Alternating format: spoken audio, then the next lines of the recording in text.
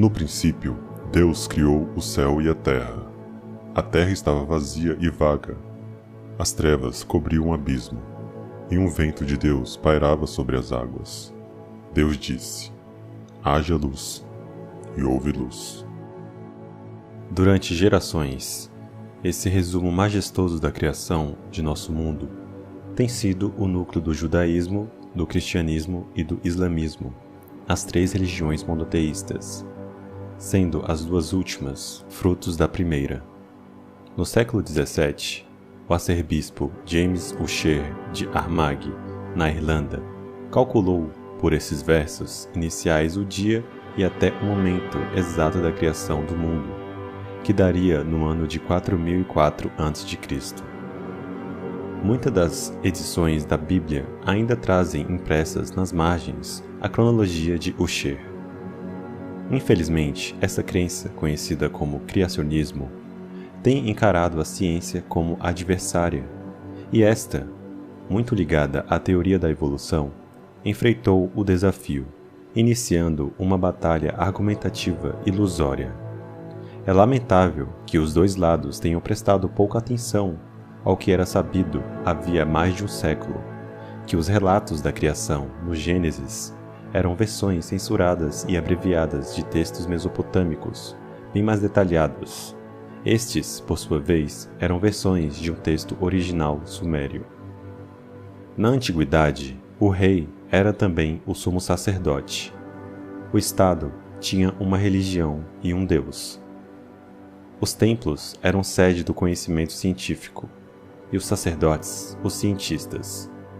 Isso acontecia porque, no início da civilização, os deuses venerados, o foco da, abre aspas, religiosidade, eram os Anunnaki, Nefilim, a fonte de todas as formas de conhecimento ou ciência na Terra. Em nenhum local, com exceção da Babilônia, foi tão completa a fusão do Estado, da religião e da ciência. Ali foi traduzido e revisto o original sumério da epopeia da criação, como demonstra o fato de Marduk, o deus nacional babilônico, ter recebido um correlativo celeste, substituindo o nome Nibiru para o nome de Marduk, nas versões babilônicas da história da criação. Usurparam para ele os atributos de um supremo, abre aspas, Deus do céu e da terra. Essa versão, a mais completa encontrada até hoje, é conhecida como Enuma Elish, que significa quando nas alturas, as palavras iniciais do texto. Tornou-se o mais consagrado documento religioso, político, científico da Terra, e encenado em peças emocionantes, transmitindo a origem do mundo às massas. As tábuas de argila em que foi escrito eram consideradas propriedade valiosa nos templos e bibliotecas reais da antiguidade. Há mais de um século, quando foi decifrada a escrita das tábuas descobertas nas ruínas da antiga Mesopotâmia, percebeu-se que certos textos relatavam a história bíblica da criação, um milênio antes de ser compilado o Velho Testamento. Os mais importantes foram os textos encontrados na biblioteca do rei assírio Assurbanipal, em Nínive, uma cidade famosa na Bíblia. Eles registravam uma história da criação semelhante e igual, em certos trechos, à do Gênesis. George Smith, do Museu Britânico, reuniu essas tábuas com os textos da criação e publicou, em 1876, o Gênesis Caldeu. George Smith estabelecia conclusivamente que existia, de fato, um texto acadiano com a história do Gênesis, no velho dialeto babilônico, tendo precedido o texto bíblico em pelo menos 1000 anos. Nas escavações realizadas entre 1902 e 1914, foram descobertas tábuas com a versão assíria da epopeia da criação, em que o nome Assur, o deus nacional assírio, substituiu o deus Marduk. Descobertas subsequentes estabeleceram a antiguidade do texto épico e também a sua indiscutível origem suméria.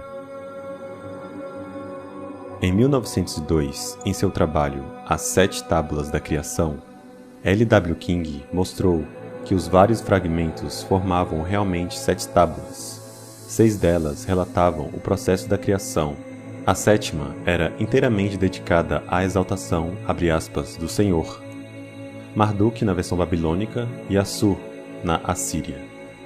É natural associarmos essa divisão de 7 tábuas com a base da divisão de tempo na história bíblica em 7 partes, 6 das quais se referem à obra divina e a 7ª é devotada ao descanso e à revisão do trabalho realizado. É verdade que o livro do Gênesis, escrito em hebraico, usa o termo Yom, geralmente traduzido como dia, para indicar cada fase. As pessoas que foram doutrinadas à religião não entendem isso. Acham que, realmente, um dia no livro do Gênesis é realmente 24 horas. É preciso entender que, abre aspas, o dia da Bíblia não significa o espaço de 24 horas terrestres, mas o conceito de uma fase do processo da criação. Uma metáfora. As pessoas têm a ideia de que a idade do, abre aspas, mundo criado tem 6.000 anos pelo menos, algo totalmente fora da realidade. Sem dúvida, este é o cerne da discussão entre criacionistas e evolucionistas. Os dois campos teriam disposto as armas há muito tempo se compreendessem que o que os redatores e compiladores do livro do Gênesis fizeram não diferia do que tinham feito os babilônicos, usando a única fonte científica de seu tempo: os descendentes de Abraão, nascidos de uma família real e sacerdotal de Ur, capital da Suméria, que também o resumiram e fizeram dele a base da sua religião nacional.